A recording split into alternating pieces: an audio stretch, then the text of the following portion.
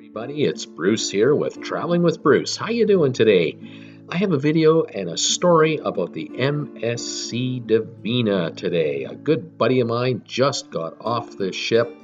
He was on a 20-day cruise with his wife, and I asked him to let me know how this trip worked out. He took notes, and he called me up the other day and said, "Brucey boy, have I got a story for you? Get ready, here we go." I said, "All right, talk to me." He said, "Well, we got to the ship in Marseilles, France, and we took the ship across the Atlantic. We went through the Mediterranean first, and you can see by the map here, we went to Barcelona, Cadiz, Lisbon, Ponta Delgada, King's Wharf in Bermuda, New York, and Miami.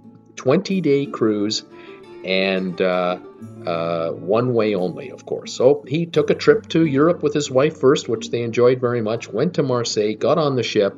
Here's the port in Marseille. All went well here. No problem. Got on board the ship, no problem.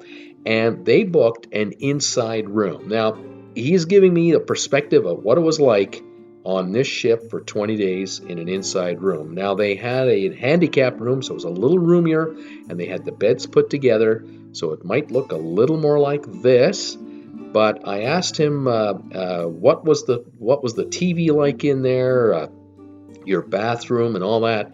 And he said, "Well, it's a small room. Don't let these pictures, these professional pictures, fool you. It was a small room, but the bed was fine, functional, no problem.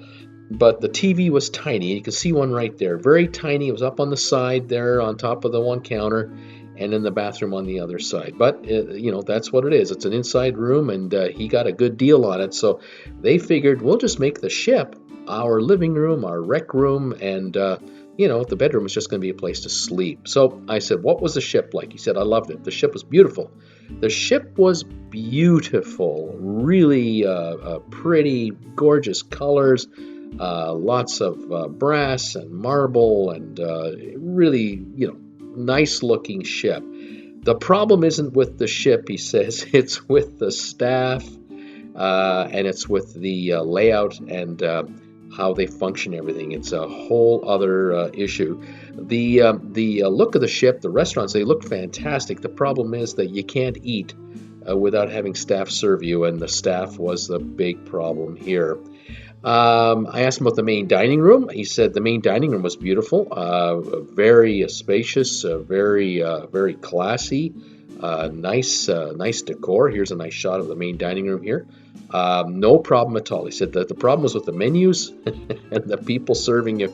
That's where the problem came in. I said, "All right, what about the rest of the ship?" He said, "Oh man, the lobby is great. The elevators are really nice. Everything works well.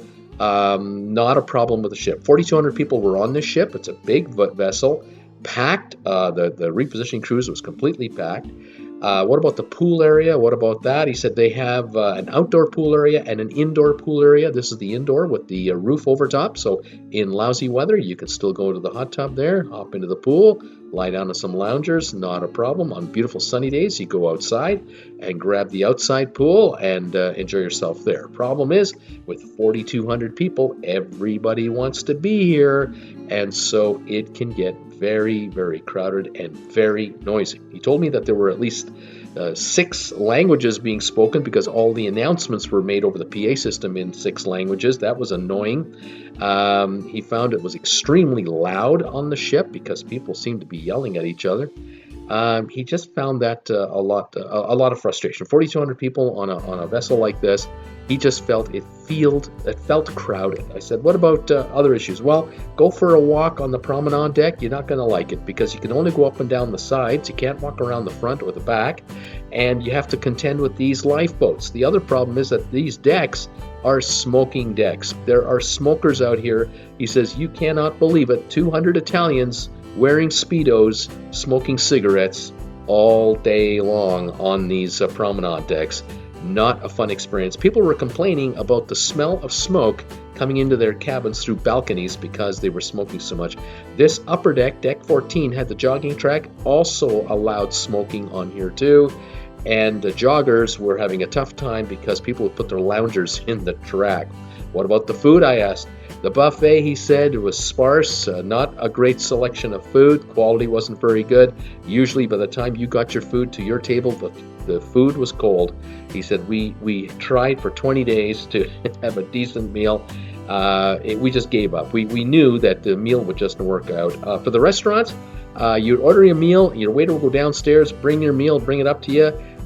It was a crapshoot because the meal would be made by the chefs. It would be waiting to be picked up, not made on a per order basis, but was just made, and the waiters would pick up the meal and bring it to you. Sometimes it was ice cold when it got to you. You wanted the dessert afterwards, you went to that gelato bar, €7 for an ice cream extra. You want to play bowling? €8 a game if you want to play bowling. You want to go to the bar like this? Great, go to the bar. You don't want to stay in this bar, you want to go from one end of the ship to the other? You have to walk through the middle of the bar. There's no way around it. All of these amenities were designed where you had to walk through them. The theater was nice as far as the look of the theater and the lighting and so on, but the entertainment was lacking.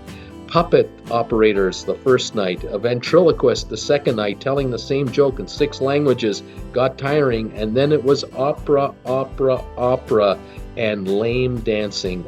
He was not impressed. He and his wife love to go out for entertainment, and they were not impressed at all. It was depressing. Prices for drinks, oh my God, you can buy drink packages, but you're talking about $1,300 for 20 days per person. You want to drop $2,600 to drink on the drink package for that deal? Good luck on that. They bought a la carte and avoided all of these packages. They didn't like it. It was a cruise from hell. I said, if you were offered a free cruise, would you take it? He said, not a chance. I don't ever want to go on this cruise line again. I don't want anything to do with this. The help staff at the desk, terrible, 30-minute waits, and they couldn't have cared less for your concerns. I've heard this before about the seaside. Now I'm hearing it from a buddy of mine on the Divina. Unbelievable story. What can I say?